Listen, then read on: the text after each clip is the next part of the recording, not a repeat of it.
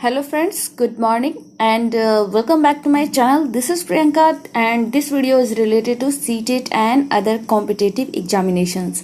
अगर आप CTET की या फिर कोई भी competitive examinations की तैयारी कर रहे हैं तो हमारे स्टडी क्विज चैनल से आप जरूर जुड़िए, क्योंकि यहाँ पे मैं आपको डायरेक्ट एनसीईआरटी बुक कवर करा रही हूँ जो कोई भी एग्जाम के पॉइंट ऑफ व्यू से बहुत बहुत इंपॉर्टेंट है। अब मैं बात कर ले रही हूँ जो फिलहाल अभी आप स्क्रीन पे देख रहे हैं, तो ये है एनसीईआरटी बुक क्लास 7 का जियोग्राफी और क्लास 6 का मैं साइंस और सोशल साइंस ऑलरेडी कंप्लीट करा चुकी हूँ। अब मैं लेके चल रही हूँ क्लास 7 का सेशन। ओके, तो ये हमारा आज का तीसरा चैप्टर होगा और इस चैप्टर का नाम जो है हमारी बदलती पृथ्वी। इससे पहले के 2 चैप्टर्स हमारे कंप्लीट हो चुके हैं। तो चलिए मैं स्टार्ट करती हूँ और स्टार्ट करने से पहले इतना ही बोलूँगी, वीडियो पसंद आए तो प्लीज़ इसे लाइक शेयर ज़रूर कीजिए। चैनल पे नए हैं तो इसे सब्सक्राइब भी कर लीजिएगा। तो चलिए स्टार्ट करते हैं।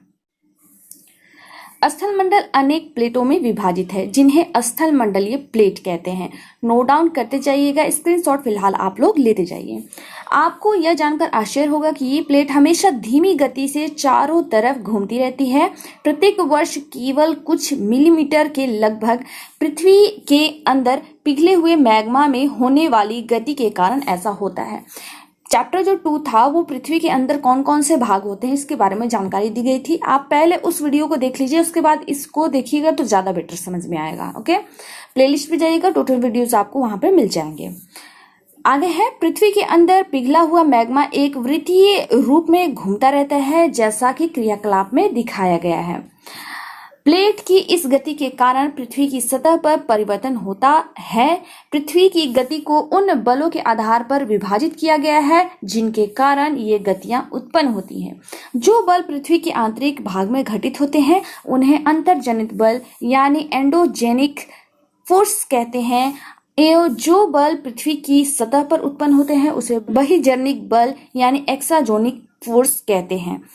अंतर्जनित बल कभी आकस्मिक गति से उत्पन्न होते हैं तो कभी धीमी गति से, यानी कभी तेज होती है तो कभी धीरे होती है। ओके, भूकंप एवं ज्वालामुखी जैसे आकस्मिक गति के कारण पृथ्वी की सतह पर अत्यधिक हानि होती है।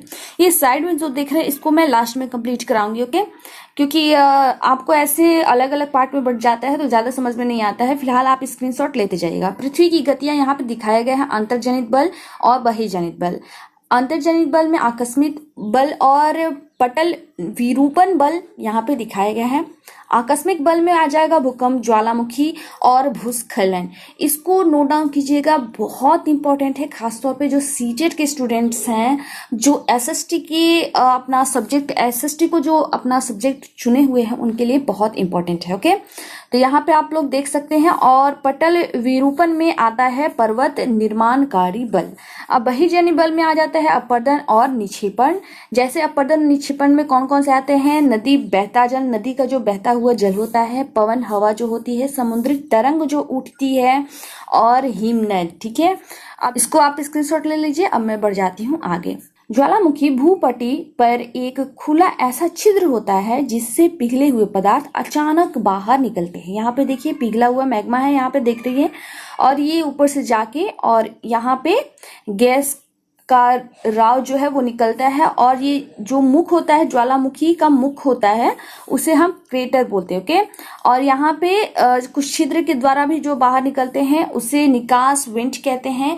ये रेड कलर का जो आपको दिख रहा है ये सारा क्या है? हमारा लावा है। और यहाँ पे देख सकते हैं पपटी को दिखाया है। सबसे पृथ्वी की सबसे ऊपरी परत कौन सी होती है? पपटी होती है। उसके नीचे आ जाता है मेटल।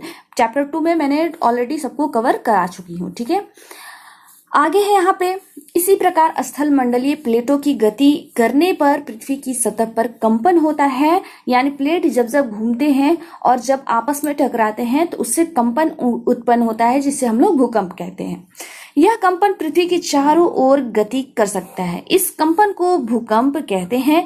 भूपटी के नीचे वह स्थान जहां कंपन आरंभ होता है उद्गम केंद्र कहलाता है। उद्गम केंद्र के भू सतह पर उसके निकटतम स्थान को अधिकेंद्र कहते हैं। ठीक है, नीचे फिगर के जरिए हम लोग समझ लेंगे। अभी आप लोग स्क्रीनशॉट लेके इसे नोट डाउन करते जाइएगा। इस अधिकेंद्र से कंपन बाहर की ओर तरंगों के रूप में गमन करती है। अधिकेंद्र के निकटतम भाग में सर्वाधिक हानि होती है एवं अधिकेंद्र से दूरी बढ़ने के साथ साथ भूकंप की तीव्रता धीरे धीरे कम होती जाती है। अब इस फिगर को आप लोग स्क्रीनशॉट लीजिएगा। यहाँ पे देखिए उद्गम केंद्र जहां से ये स्टार्ट हुआ है, वह स्थान जहां से भूकंप उत्पन्न हुआ है वह भूकंपीय ऊर्जा का उद्गम केंद्र कहलाता है। भूकंपीय ऊर्जा का ये उद्गम केंद्र है और जब यहाँ पे आता है इसका सबसे तेज गति यहाँ पे रहता है जिसे हम लोग अधिकेंद्र कहते हैं। यहाँ के क्षेत्रों में बहुत ज्यादा हानि होती है जहाँ पे अधिगम केंद्र रहता है। अब ये जैसे जैसे बाहर की ओर बढ़ता जाएगा इसका जो है गति कम होता जाएगा और इससे क्या होती है कि अगल बगल की जो क्षेत्र होती है उससे उनमें कम हानि होती है। यहाँ पे देख लीजिए भूकंपीय तरंगों सभी दिशा में बाहर की ओर निकलती है और प्लेट सीमा यहाँ पे दिखाया गया है प्लेटों में। ओके, तो कैसे उत्पत्ति होती है भूकंप की इस फिगर के जरिए आप लोग आई होप समझ गए होंगे। नहीं समझ में आता है तो कमेंट बॉक्स में पूछिए, मैं उसको फिर दोबारा आप लोग को रिपीट करा दूंगी। अब आती हूँ मैं यहाँ पे। यद्यपि भूकंप की भविष्यवाणी संभव नहीं है, भूकंप की भविष्यवाणी संभव नहीं है, नोट डाउन कीजिएगा, लेकिन यदि हम पहले से तैयार रहें तो इसके प्रभाव को निश्चित रूप से कम किया जा सकता है।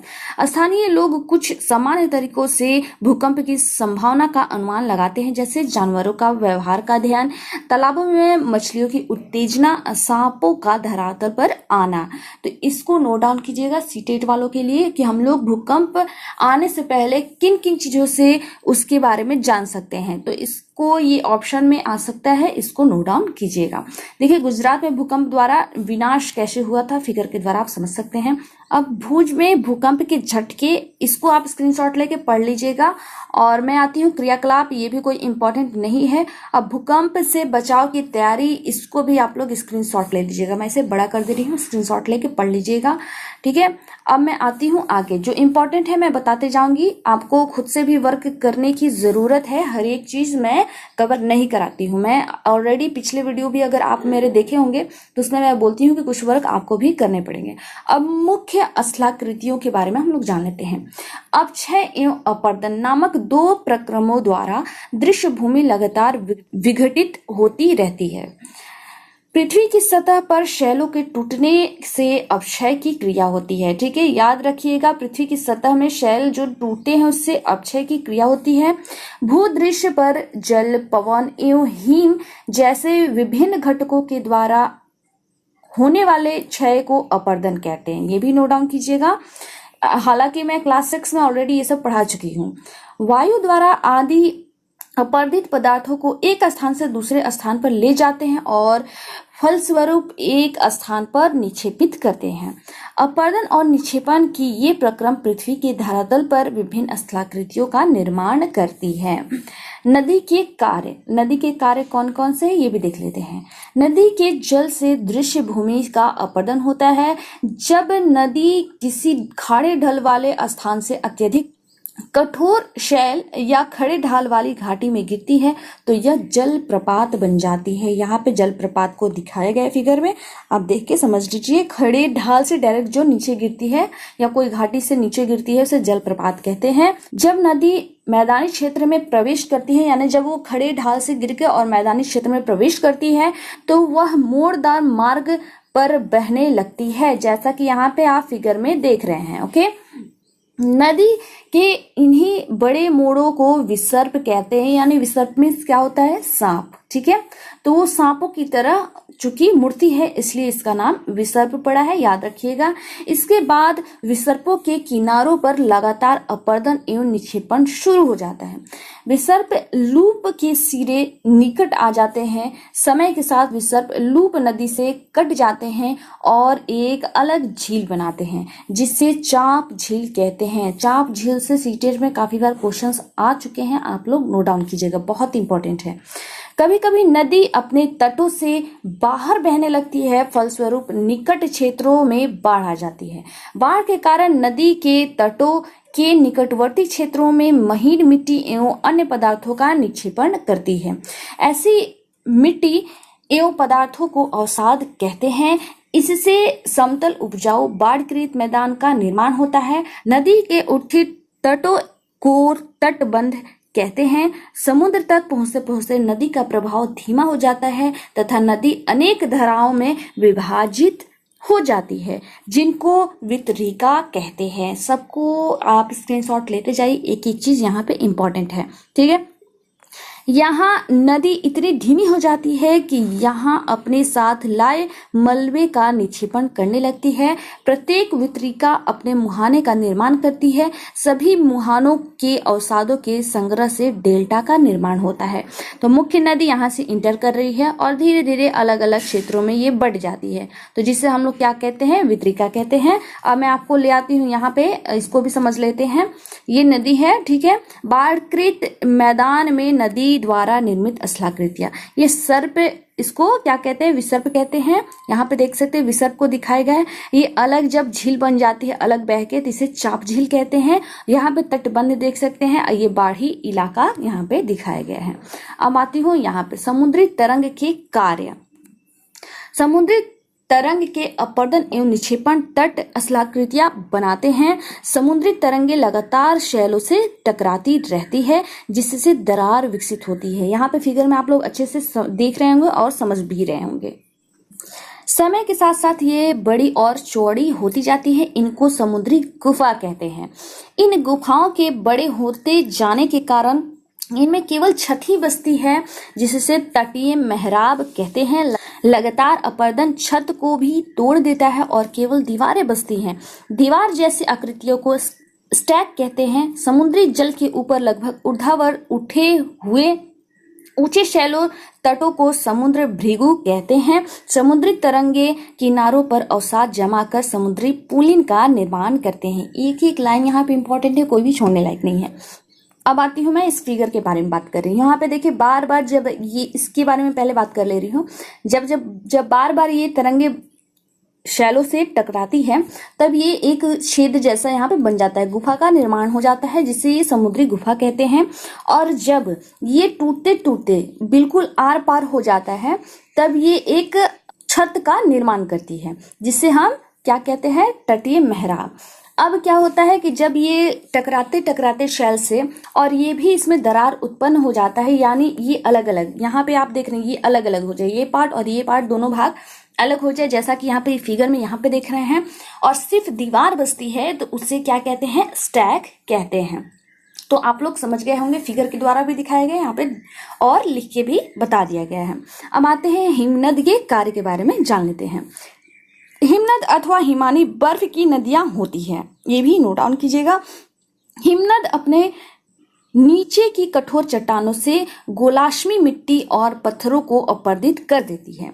गोलाश्मी मिट्टी एवं पत्थरों से भूदृश्य का अपरदन करती है। हिमनद गहरे गर्तों का निर्माण करते हैं। पर्वतीय क्षेत्र में बर्फ पिघलने से उन गर्तों में जल भर जाता है और वे सुंदर झील बन जाते हैं।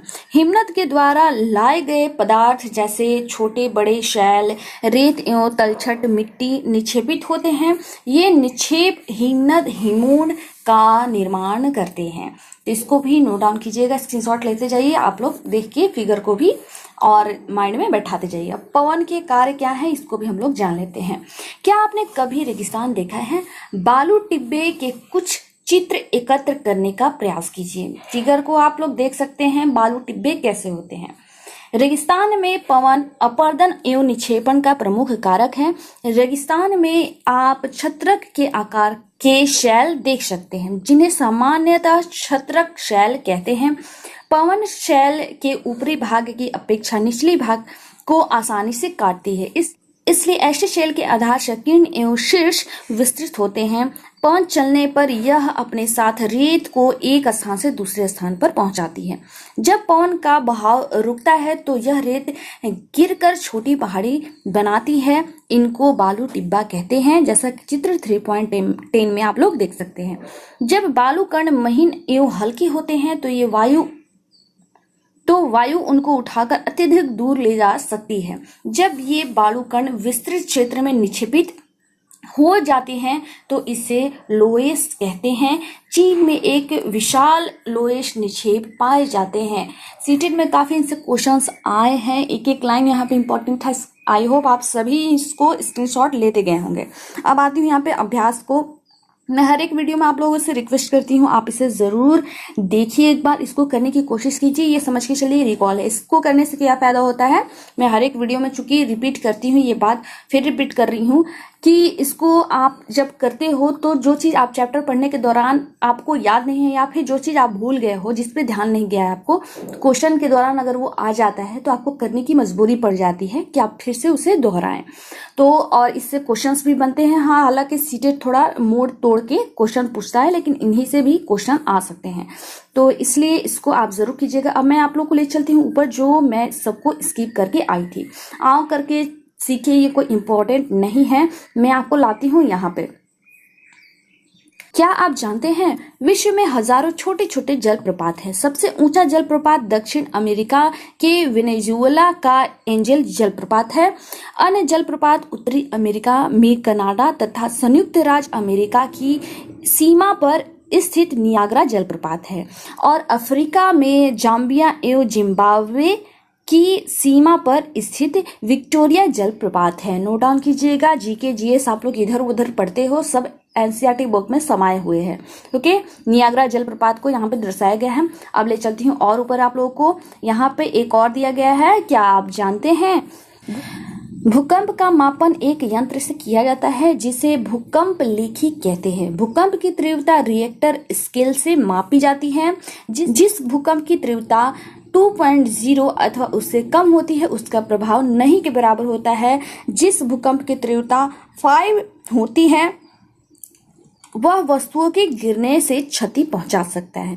जिस भूकंप की तीव्रता 6 अथवा उससे अधिक होता है वह बहुत शक्तिशाली, और जिसका तीव्रता 7 अथवा उससे अधिक होता है वह सर्वाधिक शक्तिशाली समझा जाता है। यहाँ पे भूकंप लेखी यहाँ पे दर्शाया गया, आप इसको देख सकते हो। अब आती हुई, ये तो मैंने आपको स्क्रीनशॉट लेने के लिए बोला ही था पहले ही। अब क्या आप जानते हैं यहाँ पे भी है, भूकंपीय तरंगे 3 प्रकार की होती हैं। कौन कौन सी है, नोट डाउन कीजिएगा, बहुत बहुत इंपॉर्टेंट है, स्टार लगा लीजिएगा यहाँ पे, बहुत इंपॉर्टेंट है। ओके, पहला है पी तरंगे जिसे अनुदैर्ध्य तरंगे कहते हैं। सेकंड है यहाँ पे एस तरंगे जिसे अनुप्रस्थ तरंगे कहते हैं, और थर्ड है एल तरंगे अथवा पृष्ठीय तरंगे। इन तरंगों के गुणधर्म विश्व कोश से ज्ञात करने का प्रयास कीजिए। ओके, तो आप इसे नोट डाउन कीजिएगा, कौन कौन से हैं। 3 है, पी तरंगे, एस तरंगे और एल तरंगे, जिसे हिंदी में अनुदैर्ध्य तरंगे, अनुप्रस्थ तरंगे और पृष्ठीय तरंगे के नाम से हम लोग जानते हैं। अब क्रियाकलाप, ये इंपॉर्टेंट हमारे लिए नहीं है। और शब्द की उत्पत्ति यहाँ पे देखिए, एंडोजेनिक, एक्सोजेनिक को यहाँ पे दिखाया गया है, ये भी देख लीजिएगा, इंपॉर्टेंट कुछ खास नहीं है। इसको भी मैंने आपको स्क्रीनशॉट लेने के लिए पहले ही बोल दिया था। अब आते यहाँ पे स्थल मंडलीय प्लेट के बारे में। भूपट्टी में अनेक बड़ी एवं कुछ छोटी कठोर असमान आकार की प्लेटें होती हैं जिन पर महाद्वीप एवं महासागर की सतहें टिकी हुई है। ठीक है, नोट डाउन कीजिएगा। अब क्या आप जानते हैं, इसको भी हम लोग नोट डाउन कर ले रहे हैं। एक रंगीन कागज की छोटी सी गोली लीजिए और इसे जल के आधे भरे बीकर में रख दीजिए, जैसा कि फिगर में देख रहे हैं। बीकर को टीपाई पर रखकर गर्म करें। जल गर्म होने पर आप देखेंगे कि गर्म जल की परतों के साथ कागज की गोली भी ऊपर उठती है और ठंडे पानी की परतों के साथ यह गोली नीचे बैठती है। पृथ्वी के अंदर स्थित पिघला हुआ मैग्मा भी इसी प्रकार का गति करता है, जैसा कि पहले ही हम लोग इसमें बात कर चुके थे। तो ये था आज का चैप्टर, जो हो गया है यहीं पे समाप्त। वीडियो पसंद आता है तो प्लीज इसे लाइक शेयर जरूर किया कीजिए। चैनल पे नए हैं तो इसे सब्सक्राइब कीजिएगा। चलिए मिलती हूँ नए वीडियो में नई जानकारी के साथ। धन्यवाद।